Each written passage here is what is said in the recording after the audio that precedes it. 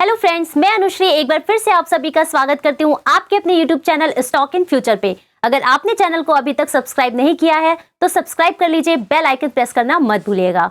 तो आज के दिन की ब्रेकिंग न्यूज पूरी तरह से सामने आ चुकी है। तो मैं जिस न्यूज की बात कर रही हूँ ऑब्वियसली एचडीएफसी बैंक की।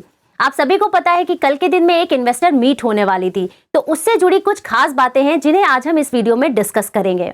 वैसे तो इस मीट में कुछ बहुत खास देखने को नहीं मिला है, ना तो बहुत ही पॉजिटिव ना तो बहुत ही नेगेटिव, बट जो भी पॉइंट्स हैं उन्हें मैं आज आपसे डिस्कस करूंगी और उसे मार्केट ने किस तरह से लिया है हम ये भी डिस्कस करेंगे। तो सबसे पहले हम बात करते हैं कि ब्रोकरेज हाउसेस इन्होंने इस मीट के आउटकम्स को कैसे लिया है, पॉजिटिव लिया है कि नेगेटिव लिया है। यहाँ पे अगर हम बात करें तो सीटी ने एक रिपोर्ट जारी करी है आज की डेट में, तो वो रिपोर्ट कैसी है, पॉजिटिव है कि नेगेटिव है? ऑब्वियसली पॉजिटिव रिपोर्ट जारी करी है। इनफैक्ट ये एचडीएफसी पर काफी सुपर बुलिश हैं। इन्होंने 45% का अपसाइड ट्रेंड के लिए एस्टिमेट दिया है। तो देखा जा सकता है कि काफी पॉजिटिव रिएक्शन दिया है और इसी के चलते आज स्टॉक में काफी तेजी भी देखी गई है। लगभग 2.5% के आसपास एचडीएफसी के बैंक के शेयर प्राइस में उछाल देखने को मिला है। चलिए अब बात करते हैं मीट के आउटकम्स की कि मैनेजमेंट ने क्या क्या बातें बोली हैं।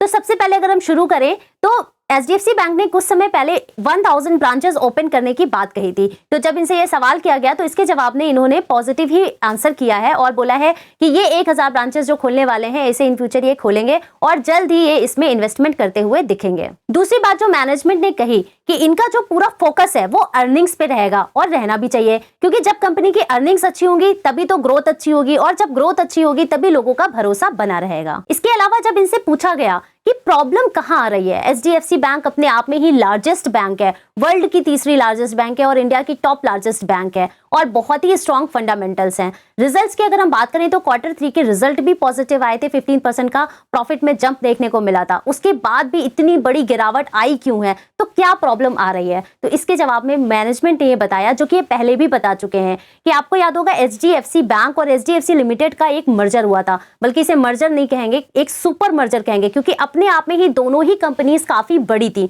तो जब ये दोनों मिलकर के एक बहुत बड़ी एंटिटी बन गया, तो जब ये इतनी बड़ी एंटिटी बन गया तो इसको संभालने में, इसको मैनेज करने में थोड़ा सा वक्त लग रहा है। तो ये जो 1-1.5 साल का समय बीता है ना, वो इसी को मैनेज करने में हुआ है। तो ये आप कह सकते हैं कि मर्जर के आफ्टर इफेक्ट्स हैं जो कंपनी को फेस करने पड़े। इसकी वजह से कंपनी ने काफी प्रेशर फील किया है। कंपनी ने ये भी बताया कि ये जो है वो उसको बैलेंस कर रहे हैं, ये टेम्परेरी है, ऐसा नहीं कि आफ्टर इफेक्ट्स जो हैं अब चलते ही रहेंगे लाइफ टाइम तक। ये टेम्परेरी है, शॉर्ट टर्म के लिए है। थोड़े टाइम में ये सारी बैलेंसिंग हो जाएगी और कंपनी वापस एक ट्रैक पे आ जाएगी। Now one of the important factor is liquidity.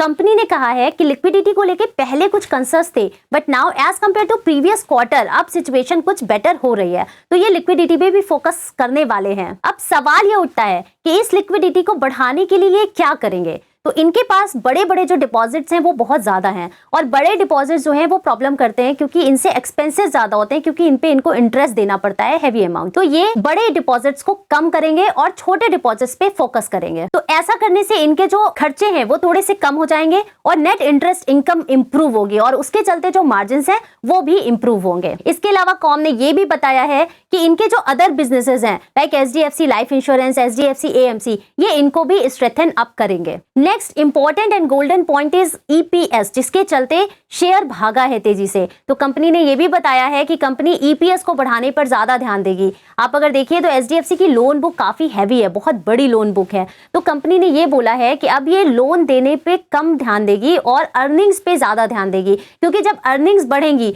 तभी तो ग्रोथ दिखाई देगी। तो ये बहुत ही जरूरी है। तो कंपनी का पूरा फोकस अब अर्निंग्स को बढ़ाने पर होगा। इसके अलावा एचडीबी फाइनेंशियल के आईपीओ को लेकर भी इनसे सवाल पूछा गया। इस आईपीओ की अगर हम बात करें तो लगभग 2018 से हम सुनते आ रहे हैं कि इसका आईपीओ आने वाला है, यानी कि लगभग पिछले 6 सालों से इसके ये न्यूज में है कि इसका आईपीओ आएगा। कब आएगा ये नहीं पता। तो इस पे भी पूछा गया कि क्या इसका आईपीओ आने वाला है या कब तक आएगा कि नहीं आएगा। तो इस पर भी मैनेजमेंट ने ये बोला, पॉजिटिव रिस्पॉन्स दिया कि आएगा तो इसका आईपीओ, लेकिन उन्होंने कोई भी एग्जैक्ट टाइम फ्रेम अभी नहीं दिया है। उन्होंने यही कहा कि इसका आईपीओ आएगा और जब आएगा तो सही समय पे आप सभी को पता चल जाएगा। बात करते हैं सबसे इंपॉर्टेंट पॉइंट जिसको ध्यान देना जरूरी है, वो है शेयर होल्डिंग पैटर्न। प्रोमोटर्स की अगर हम बात करें तो प्रोमोटर्स का जो इसमें शेयर है, स्टेक है, वो एज इट इज मेंटेन है। उन्होंने उसमें कहीं भी कोई कमी नहीं करी है। लेकिन अगर हम बात करें डीआईआईस की तो आप देख सकते हैं कि म्यूचुअल फंड्स ने काफी हैवी अमाउंट की बाइंग करी है लास्ट वीकेंड।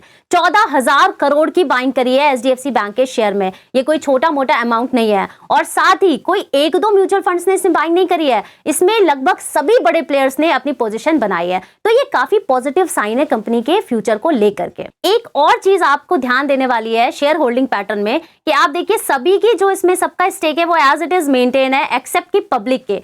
पब्लिक जो है वो इस गिरावट के चलते डर के मारे, जो रिटेलर्स है ना वो डर गए कि क्या होगा क्या नहीं होगा, और उन्होंने इसमें अपनी होल्डिंग को कम किया है। तो ध्यान दीजिए, तो पब्लिक होल्डिंग कम हो गई है, यानी कि पब्लिक इसमें से शेयर्स को बेच करके निकल गई है। किसी ने लॉस बुक किया, किसी ने प्रॉफिट बुक किया, इनफैक्ट मेजॉरिटी लोगों ने लॉस ही बुक किया है इसमें से, और डीआईआईज ने इसमें बाइंग करी है। तो आप देख सकते हैं कि ये एक साइन है जिससे आपको पता चल सकता है कि हम बेच रहे हैं और डीआईआईज खरीद रहे हैं। अब डीआईआईज कुछ तो देख रहे होंगे। अब बात करते हैं कंपनी के फंडामेंटल्स की। तो भारत की सबसे बड़ी बैंक है, वो भी प्राइवेट सेक्टर की, और जो कि इतने अंडर वैल्यूड है इस समय, काफी कम वैल्यूएशंस पे हमें मिल रही है। और ये जो आज की इसमें तेजी देखने को मिली है ना, ये एक काफी पॉजिटिव साइन है। इसका मतलब ये नहीं कि ये वन साइडेड रैली देने वाला है, ये जर्नी इसकी काफी टफ होने वाली है। आज इसने 1453 की क्लोजिंग दी है, हाई लगाया था 1453 का, और अभी यहाँ से लेकर के 1520 और 1530 तक की जर्नी इसकी होनी चाहिए। लेकिन ये बहुत टफ हो गया, ऐसा नहीं कि वन साइडेड रैली दे देगा, लेकिन अगर ये 1520 और 30 को क्रॉस करता है तब इसमें स्ट्रेंथ आएगी।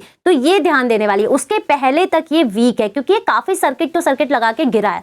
तो ये जर्नी जो इसकी है ना 1453 से लेकर के 1520-30 तक की, ये जर्नी इसकी काफी टफ होने वाली है। जब स्टॉक इसके ऊपर आएगा तब कहीं इसमें स्ट्रेंथ आएगी। तो आप जो भी इसमें एनालिसिस करिए या जो भी इसमें आप इन्वेस्ट करिए, तो बहुत सोच समझ के सूझबूझ के साथ थोड़ा थोड़ा करके इन्वेस्ट करिएगा। तो मेरी तरफ से कोई भी बाय या सेल का रिकमेंडेशन नहीं है, एक पूरी अपडेट थी जो मैंने आपके साथ शेयर की है ताकि आप इसका एनालिसिस अच्छे से कर पाए। होप कि आपको ये वीडियो समझ में आई होगी और अच्छी लगी होगी। वीडियो को लाइक करना मत भूलिएगा और सब्सक्राइब कर लीजिए चैनल को अगर आप चैनल पे नए हैं। मिलते हैं मेरी नेक्स्ट वीडियो में दूसरी अपडेट के साथ। थैंक यू, शुभ रात्रि।